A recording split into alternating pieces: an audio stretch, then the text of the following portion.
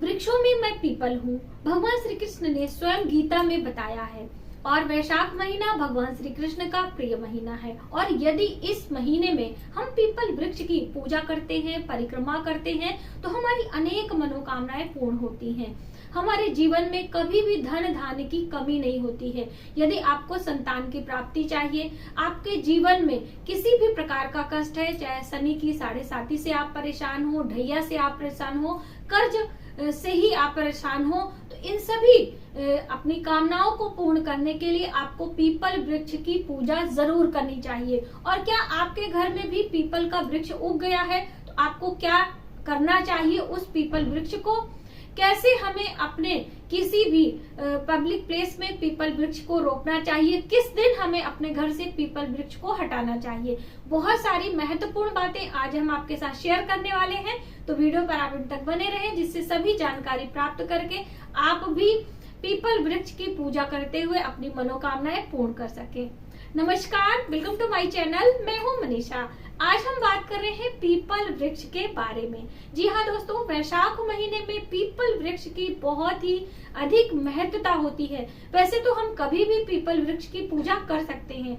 अलग अलग दिनों में अलग अलग तरीके से पूजा अर्चना करने से हमारे सभी ग्रह बैलेंस होते हैं। यानी यदि हम दिन के हिसाब से देखते हैं तो जैसे कि शनिवार के दिन यदि हम पीपल वृक्ष की पूजा, परिक्रमा और सूर्यास्त के बाद एक दीप दान करते हैं, इससे हमारे पितरों की असीम कृपा हमें प्राप्त होती है और हमें कर्ज मुक्ति मिलती है।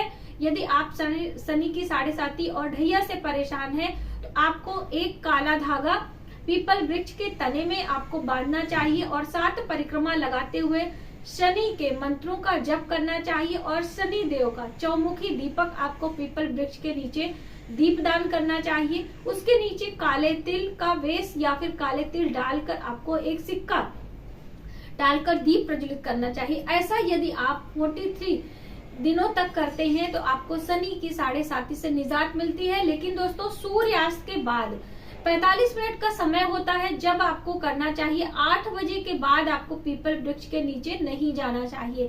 आपने अपने बड़े बुजुर्गों से सुना होगा कि रात्रि के समय पीपल वृक्ष के नीचे नहीं जाना चाहिए, भूत प्रेत आदि का बाधा होता है। लेकिन ये भूत प्रेत आदि कुछ भी नहीं होता है, वहां पर दरिद्रता का निवास होता है। जैसे कि पीपल वृक्ष में अनेक देवी देवताओं का निवास समय समय पर माना जाता है। जड़ों में ब्रह्मा जी, तने में भगवान विष्णु और ऊपर के पत्तों में माता लक्ष्मी समय समय पर आती हैं और टहनियों में भगवान शिव का निवास माना जाता है। और शनि देव का भी निवास पीपल वृक्ष में होता है शनिवार के दिन, और रविवार के दिन दरिद्रता का निवास माना जाता है। और सूर्यास्त यानी कि रात्रि के समय भी दरिद्रता का ही निवास होता है।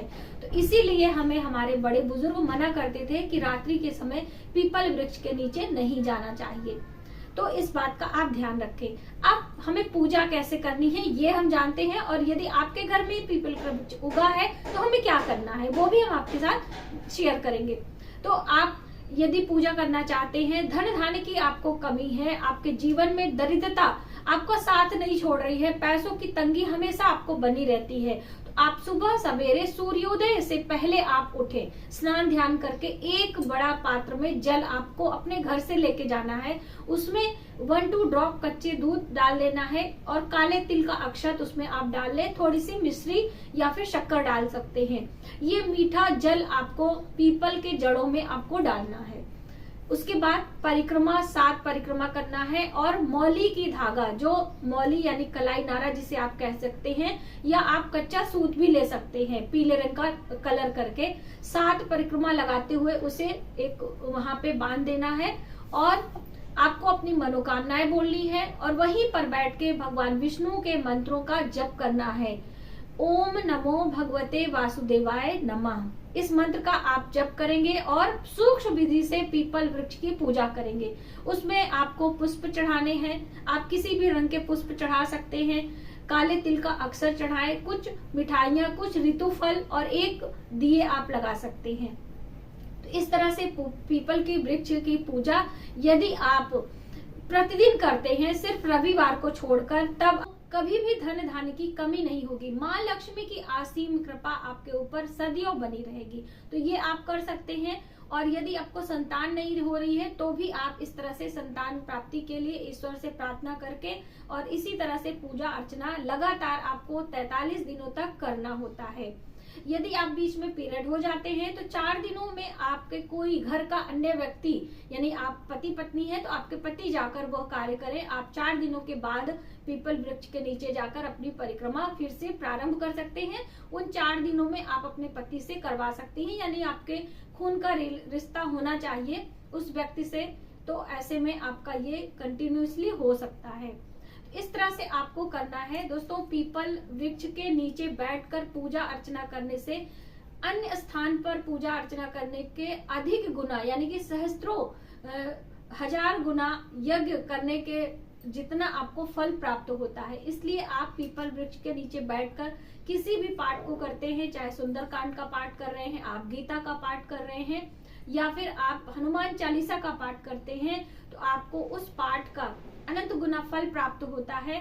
दोस्तों, गौतम बुद्ध को भी ज्ञान की प्राप्ति इसी वृक्ष यानी कि पीपल वृक्ष के नीचे ही प्राप्त हुई थी। और वृक्षों का राजा भी पीपल वृक्ष को कहा जाता है, क्योंकि ये जितना ही ऊंचाई में होता है उतना ही नीचे जमीन में गहराई में भी होता है।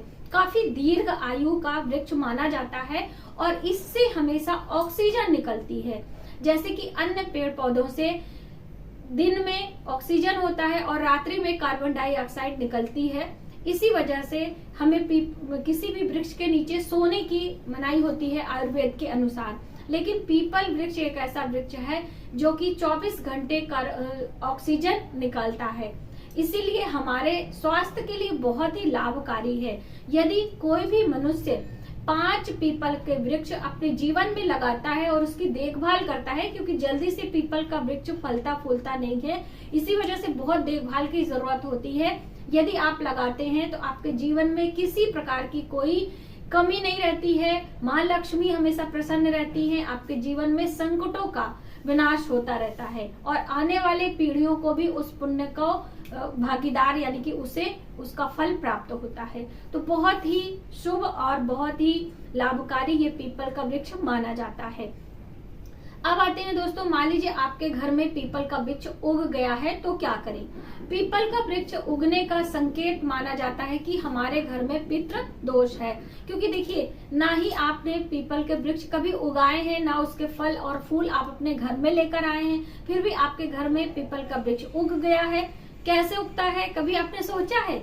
जो हमारे पंछी होते हैं, कबूतर, कौवे, अन्य चिड़िया जो होती हैं, वो पीपल के फलों को खाती हैं और उसके बाद उसका बीट आपके घर में, आपके दीवार पे, आपकी बालकनी में, आपके गमले में करती हैं। उसके बाद उसी में से पीपल का पौधा उग जाता है। तो आपको डरने की जरूरत नहीं है।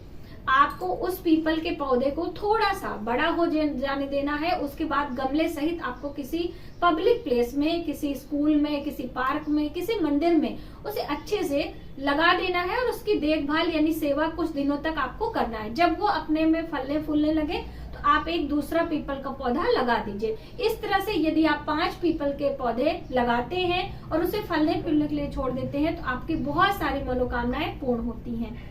अगली महत्वपूर्ण बात कि पीपल का वृक्ष यदि आप लगाना चाहते हैं, हटवाना चाहते हैं तो किस दिन हटाएं, क्योंकि प्रतिदिन तो देवी देवताओं का वास होता है। किस दिन हमारे लिए शुभ होगा, तो सबसे पहले आप रविवार का दिन चुनें, क्योंकि रविवार के दिन हम एक स्थान से दूसरे स्थान पर ट्रांसफर कर सकते हैं किसी भी पीपल के छोटे पौधे को। और पूजा अर्चना करने के लिए भी कई लोग पूछते हैं कि बड़े पीपल का वृक्ष पूजना चाहिए या हम घर में लगा लें। तो घर में आपको पीपल का पेड़ नहीं लगाना चाहिए, ये हमारे लिए शुभ नहीं माना जाता है। आप सार्वजनिक स्थान पर जाकर पेड़ पौधे की पूजा करें। अपने घर में यदि आपने लगाया भी है तो उसे ले जाके कहीं पब्लिक प्लेस में आपको लगा देना है। देखिए, जब भी हमारे बर्थ चार्ट में शनि की 7.5 होती है तो संध्या के समय सूर्यास्त के बाद पीपल के पौधे के नीचे, पेड़ के नीचे दीप दान करने की महत्वता बताई गई है। इसी तरह से धन की प्राप्ति के लिए, माँ लक्ष्मी की प्रसन्नता के लिए सुबह सवेरे सूर्य उदय से पहले पीपल वृक्ष की पूजा करने की बात कही गई है।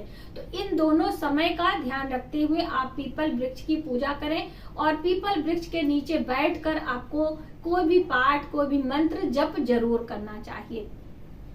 इस तरह से करने से हमारे जीवन की बहुत सारी समस्याओं का समाधान होता है।